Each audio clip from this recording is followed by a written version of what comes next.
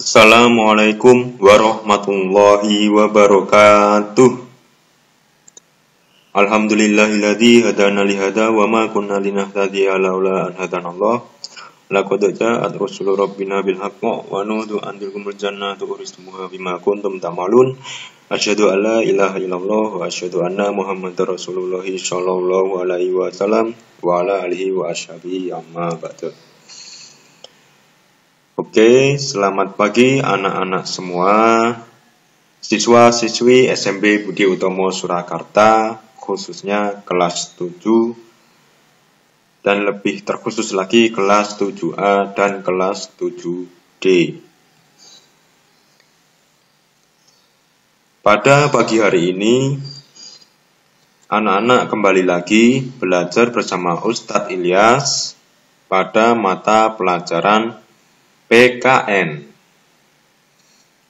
Hari ini kita sudah memasuki pada bab 3, yaitu mengenai perumusan dan pengesahan Undang-Undang Dasar Negara Republik Indonesia tahun 1945.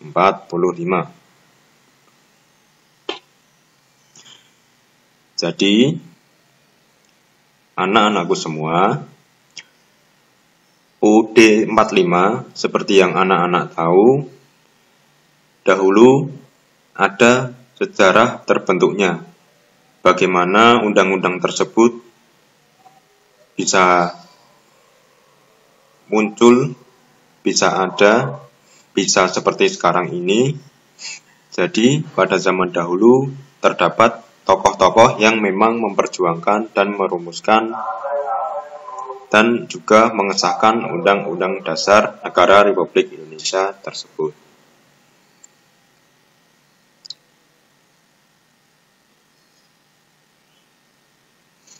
Ini tujuan pembelajarannya. Nanti setelah memahami materi tentang perumusan dan pengesahan Undang-Undang Dasar Negara Republik Indonesia tahun 45, dalam kegiatan diskusi dan tanya jawab, peserta didik mampu menceritakan proses perumusan dan pengesahan Undang-Undang Dasar.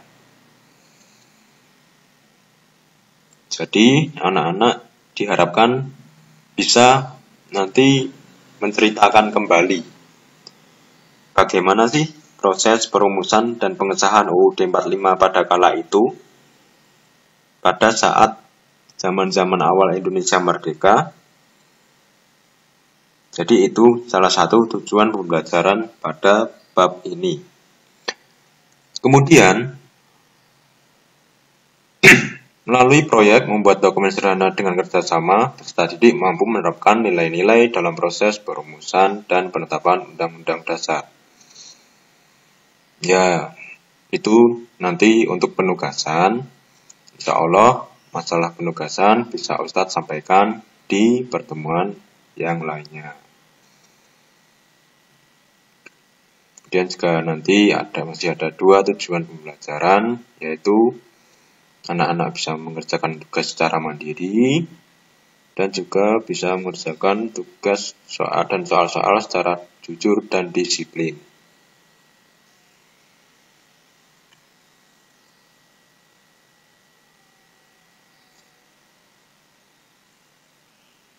Oke.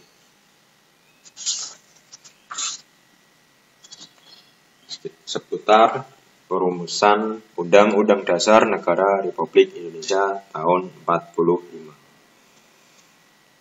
Anak-anak tahu nggak apa itu arti konstitusi?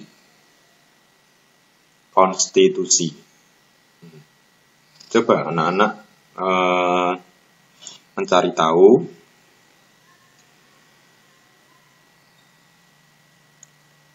Jika memang belum tahu, konstitusi adalah bahasa Latin yang berasal dari kata constitutio, yang berarti undang-undang dasar atau hukum dasar.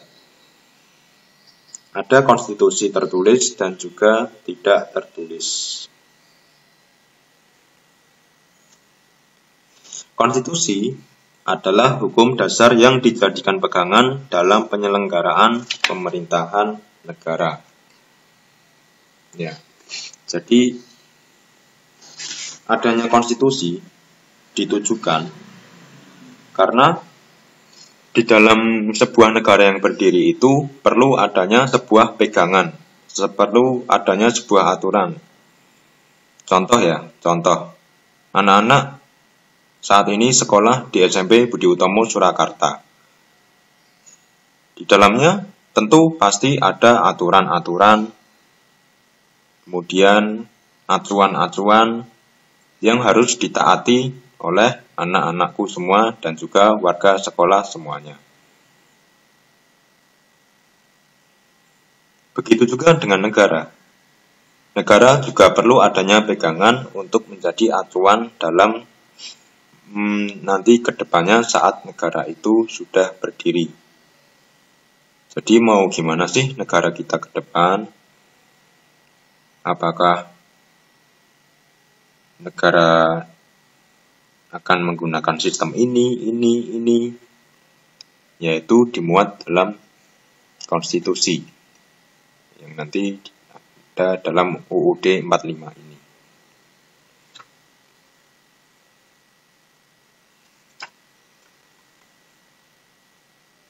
Ya. Kemudian untuk pengesahannya, sehari setelah proklamasi kemerdekaan Indonesia, PPKI atau Panitia Persiapan Kemerdekaan Indonesia yang menggantikan BPU PKI melaksanakan sidang pada tanggal 18 Agustus 1945. Waktu itu, Bung Karno atau IR Soekarno yang saat itu menjabat sebagai Ketua PPKI dalam sambutan pembukaan sidang dengan penuh harapan mengatakan sebagai berikut.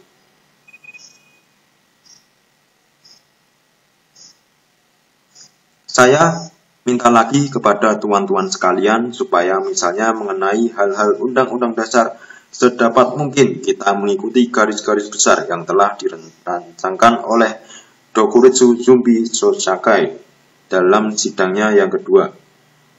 Perubahan yang penting-penting saja kita adakan dalam sidang kita sekarang ini. Urusan yang kecil-kecil hendaknya kita kesampingkan agar supaya kita sedapat mungkin pada hari ini pula telah selesai dengan pekerjaan menyusun UUD dan memilih presiden dan wakil presiden.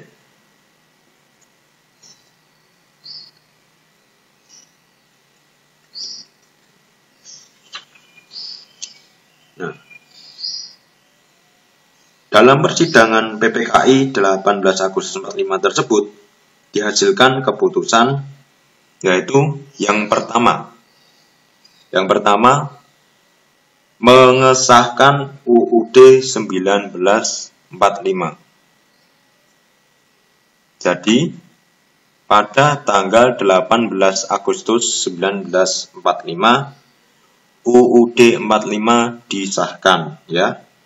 Diingat-ingat 18 Agustus 1945 UUD 45 disahkan. Itu hasil sidang PPKI yang pertama. Kemudian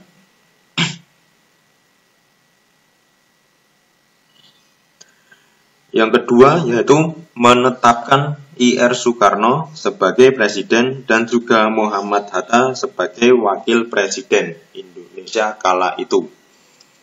Itu juga terjadi pada tanggal 18 Agustus 1945 saat sidang PPKI. Itu hasil sidang yang kedua. Dan juga hasil sidang yang ketiga adalah membentuk Komite Nasional Indonesia Pusat. Oke. Dari itu anak-anak bisa kita ketahui bahwa pengesahan UUD 45 terjadi pada tanggal 18 Agustus 1945 pada sidang PPKI. Jadi saat itu UUD 45 sudah disahkan.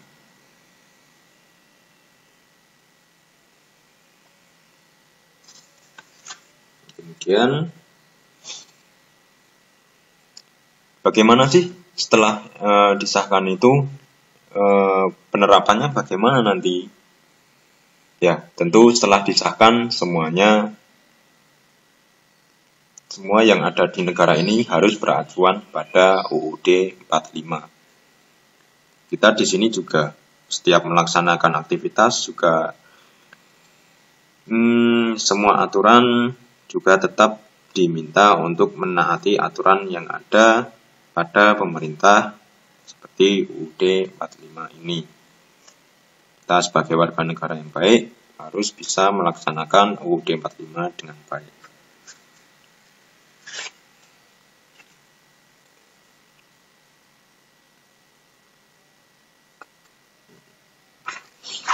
Oke, anak-anakku semua, mungkin tidak banyak yang Ustadz sampaikan pada pagi hari ini. Apabila ada salah dan kurangnya, Ustadz mohon maaf sebesar-besarnya. Akhiru qouli hadza, wassalamualaikum warahmatullahi wabarakatuh.